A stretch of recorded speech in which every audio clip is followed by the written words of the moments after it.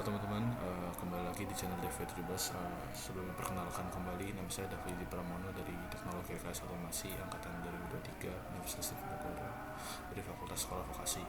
Oke, di sini saya ingin menjelaskan tentang MATLAB dan Simulink, khususnya Simulink gitu. Oke, langsung aja ke materinya. Oke, yang pertama di sini kita membahas apa itu MATLAB. Jadi MATLAB sendiri atau kepanjangan dari Matrix Laboratory merupakan software di mana di dalam itu kita bisa banyak melakukan simulasi gitu. Khususnya juga seperti kita bisa menghitung banyak parameter, terus juga kita bisa merancang algoritma program, dan kita juga di MATLAB ini bisa kita mensimulasikan gitu sesuatu dalam bentuk grafik dan yang lain-lain gitu. Jadi intinya MATLAB ini dewa lah teman-teman. Bisa bisa juga MATLAB ini kayak perkumpulan dari banyak software yang kita perlukan di engineering, hampir di MATLAB semuanya ada. Ya, selanjutnya kita akan bahas Simulink. Nah, jadi seperti yang saya jelaskan tadi, bahwa MATLAB bisa melakukan simulasi kayak rangkaian seperti itu. Nah, simulasi rangkaian itu adanya di Simulink. Jadi Simulink ini merupakan ekstensi grafis dari MATLAB yang memungkinkan penggunanya itu bisa menggunakan blok diagram. Jadi tiap-tiap ini tuh merupakan blok diagram yang memiliki fungsinya masing-masing, seperti di sini ada konstan, osiloskop dan lain-lain. Ini bisa kita melakukan integrasi simulasi sebuah sistem di Simulink. Oke, yang selanjutnya adalah konsep modeling dan simulasinya. Jadi untuk modeling sendiri kan merupakan proses kita membangun representasi matematisnya. Lalu kita simulasinya adalah kita menjalankan model tersebut. Jadi kenapa ada modeling dan simulasi ini, supayanya ketika sistem kita sudah selesai, kita simulasiin dulu apakah berhasil apa enggak. Kalau semisal berhasil, baru kita implementasikan di dunia nyata. Itu pun jadi menghemat kita gitu, tidak ada kerusakan di awal seperti itu. Selanjutnya di sini salah satu fungsi yang sering kita pakai di Simulink, yaitu pertama adalah transformasi Laplace, di mana transformasi Laplace ini kayak fungsi integral, fungsi turunan yang berupa variabel real untuk diubah menjadi fungsi kompleks untuk variabel s, seperti itu teman-teman. Jadi ini transformasi Laplace merupakan fungsi yang sering digunakan di MATLAB untuk gimana kita memberikan sebuah variabel. Ini merupakan tabel dari transformasi Laplace sendiri. Di sini banyak banget dari fungsi-fungsi yang ada yang bisa kita manfaatkan sesuai kebutuhan kita. Nah, lalu transformasi Laplace dan persamaan diferensial. Nah, gimana sih dalam penerapannya itu kita memerlukan rumus transformasi Laplace. Salah satunya juga di ketika kita memakai persamaan diferensial.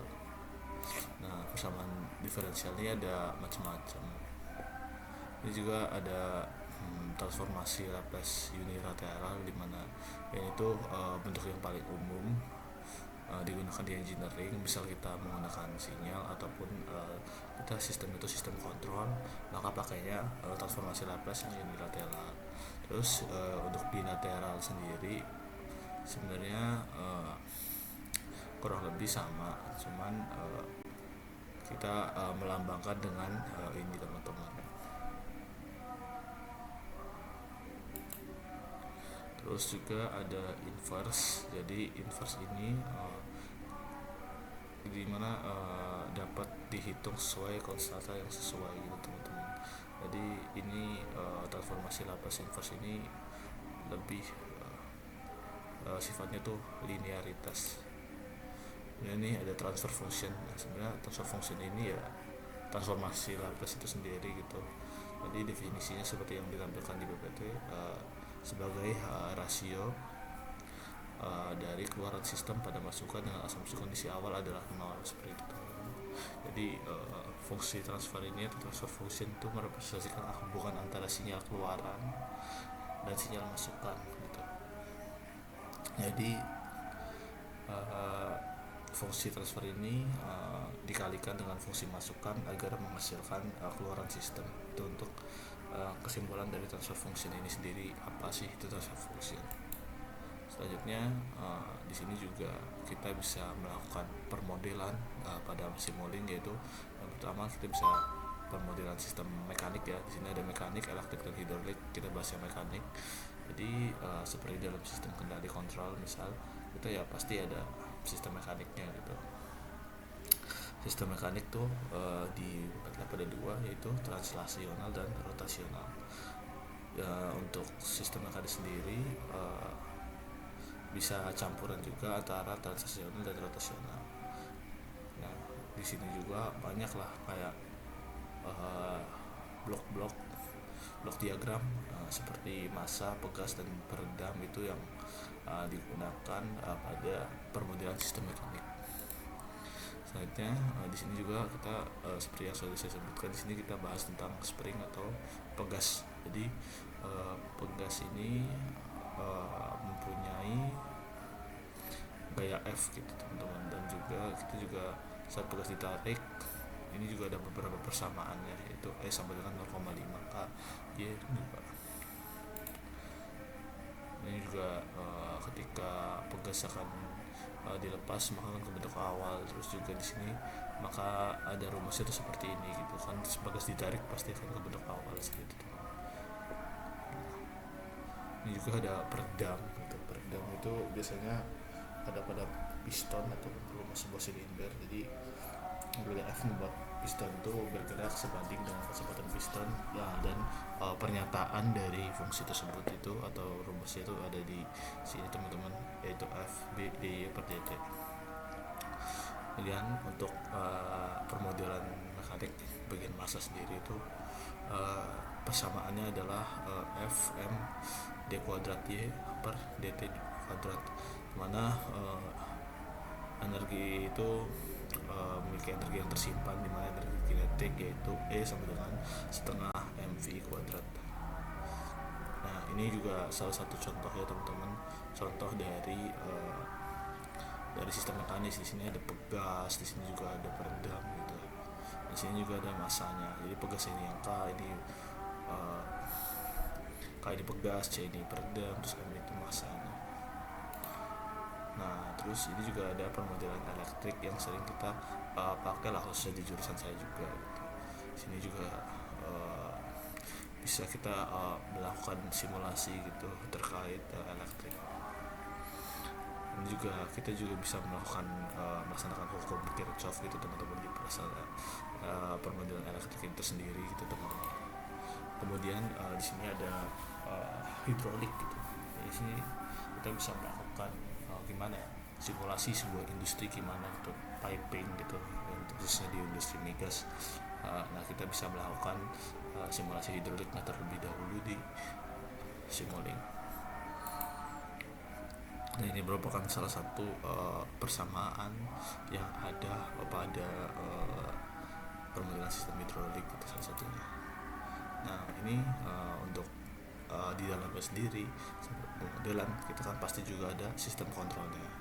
Nah, di sistem kontrol pada simulink ya juga ada dua, itu yang pertama open loop dan juga closed loop.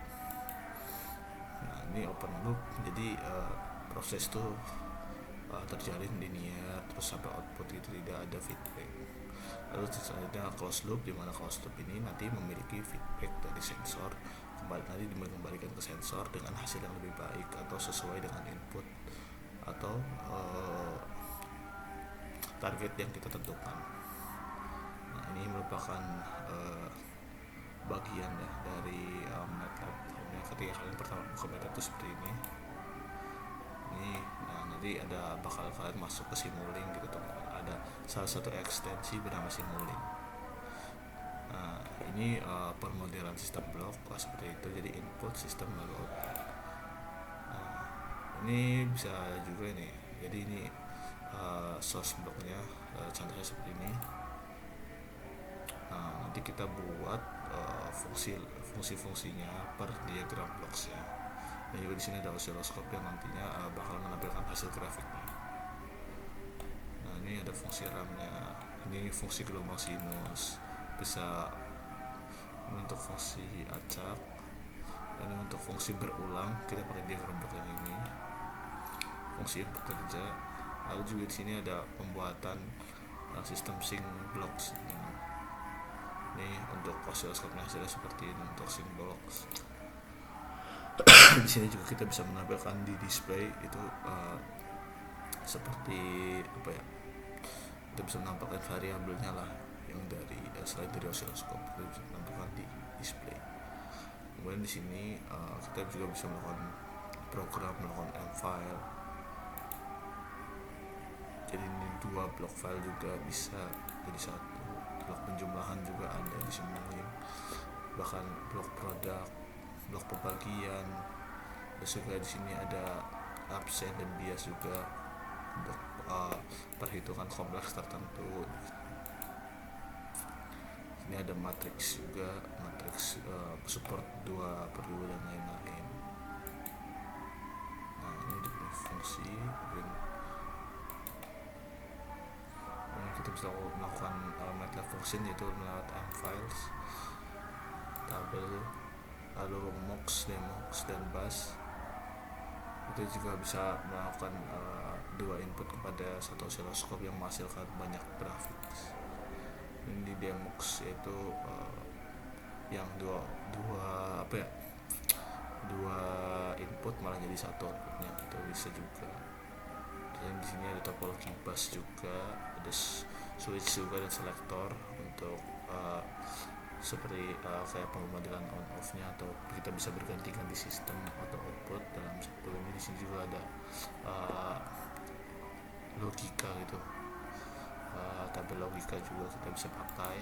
Pastinya ada reverse memory juga, subsistem dimana kita bisa menyingkat dari rangkaian yang ribet jadi sebuah subsistem, dan di subsistem itu baru kita bisa buka. Jadi itu bisa mempermudah kita untuk melakukan kayak kita mencari yang salah itu di mana. Itu kita ketika rangkaian udah kompleks itu lebih baiknya kita masukkan ke sebuah subsistem supaya jadi lebih simpel. Nah ini M files tadi yang bisa kita pakai.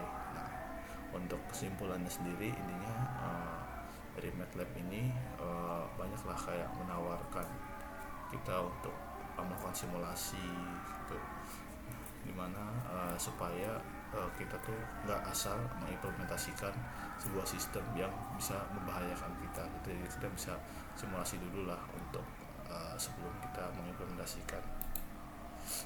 Oke, kita akan lanjut lagi ke simulasinya salah satu gunaan MATLAB yang bisa kita pakai.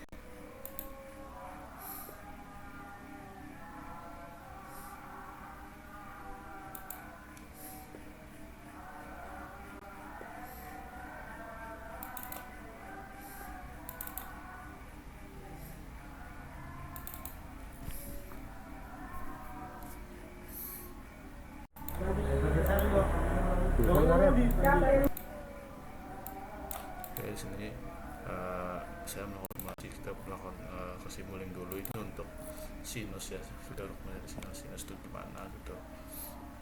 Ini kita memakai sine wave sebagai inputnya. Kemudian di sini juga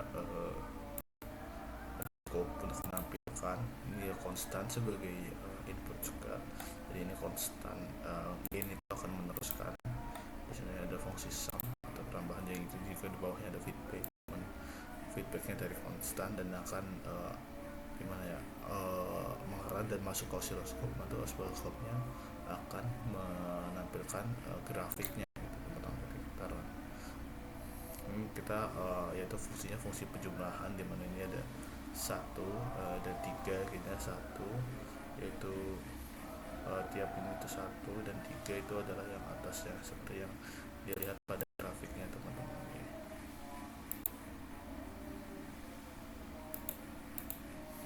Kemudian juga di sini ada untuk simulasi kita menggunakan itu sebuah